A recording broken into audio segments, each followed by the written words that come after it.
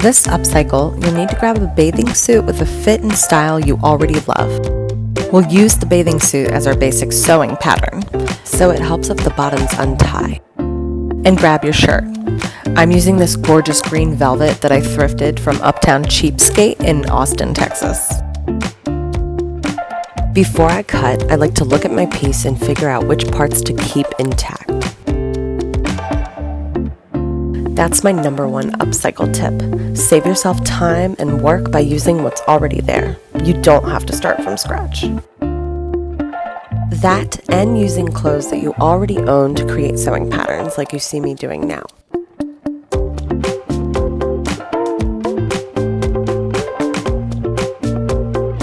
The V-neck here looks really nice, so I'm going to incorporate it into my design. They line up beautifully. Now that we have a vision, it's time to open up the shirt so you can maximize your fabric.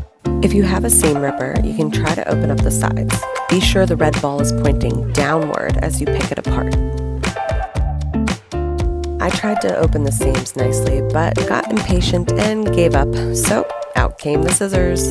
Finish cutting the shirt in half by splitting the shoulder seams. I saved the sleeves to make a mask later.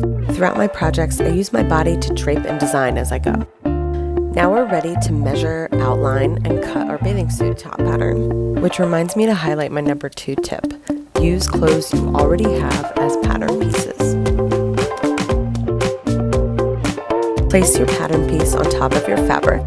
I'm clipping my top down so I can get more accurate measurements without things shifting around.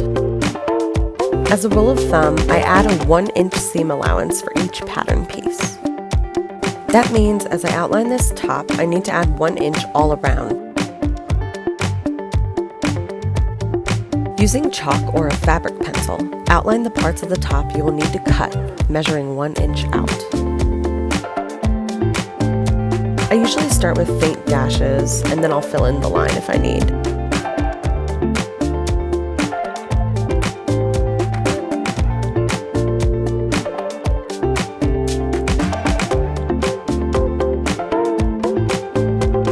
Cut out your pattern.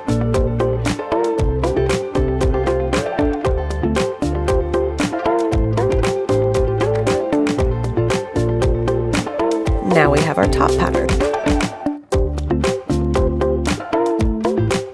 By measuring or eyeballing, fold over and clip or pin the extra 1 inch that you measured.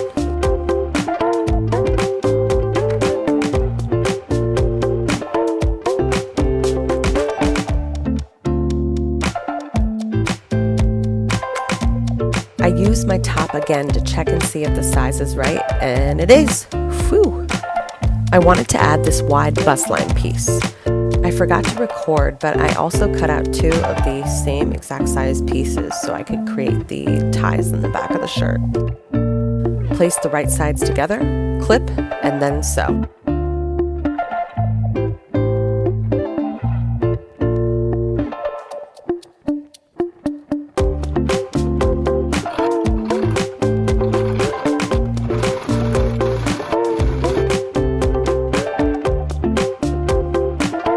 Now it's time to create our straps. I have a simple technique to help make this easy. I'm using the original V-neck on my shirt, so I need to match the size of my straps to the size of the V. This V measures 1 inch, so I'm going to measure out 2.5 inches for my pattern piece.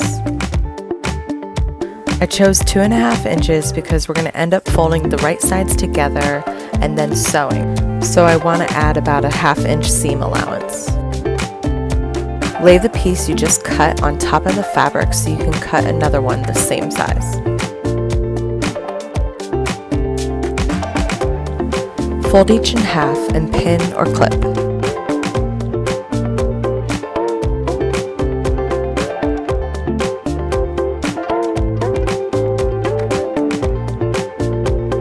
Sew on the opposite side of the fold.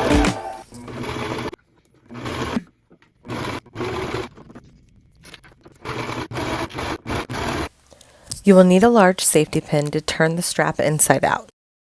This useful trick works for straps of all sizes, so stick it in the top. Secure the pin, Stick the pin back in the middle of the strap and feed the safety pin through the middle. When the bunched fabric fills the safety pin, you can start to pull from the bottom. Just hold on to that safety pin tight, and then finally it'll pop up and through, and you can pull and watch your strap go from inside out to outside in.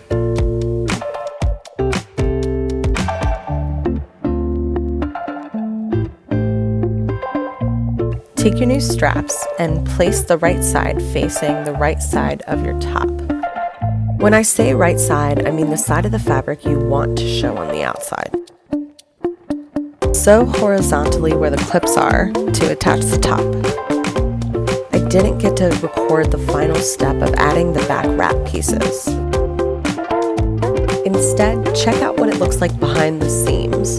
I used 2 more pieces the same exact size as that bust-line fabric piece. Since I used the bottom part of the original shirt, you can see it's already hemmed for me. So now let's get to how I made that bathing suit bottom. First, make sure there's enough room for both front and back pieces. You may need to get creative with the placement on your fabric. Using the swimsuit as your pattern, follow the same rule we used before with measuring. Add 1 inch.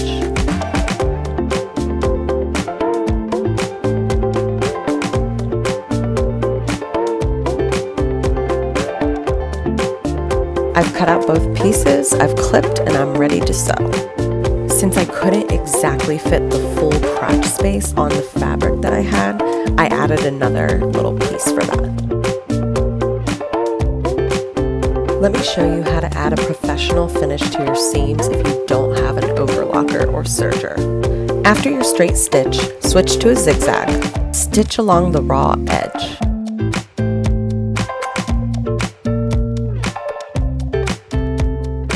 I need to invest in better camera equipment so you can see the stitching, but I hope you get the idea.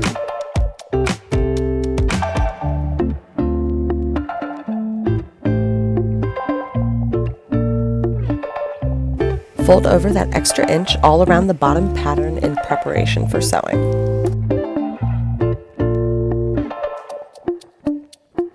Apologies again, I didn't record the final steps here as well, but check out the final product. The skills we learned earlier are transferable, so you can use it for this. To make the side ties, use any scraps you have left over, and then just follow the same method we did for making and attaching the straps on the top. You may not even need the safety pin because they're so small. I just use my fingers to turn them inside out. This mask was super easy to make. I used 1/2 of either sleeve, attached them together by sewing down the middle, and then I just cut out slits for ear holes. Insanely easy and surprisingly comfortable. I hope you guys are staying safe and covered out there and finding fashionable ways to incorporate some masks. And there we have it. Now you never have to buy a bathing suit ever again. I'm not sure I would swim in this velvet, but you can definitely find a shirt that works so much better underwater. Thanks for watching, and happy upcycling!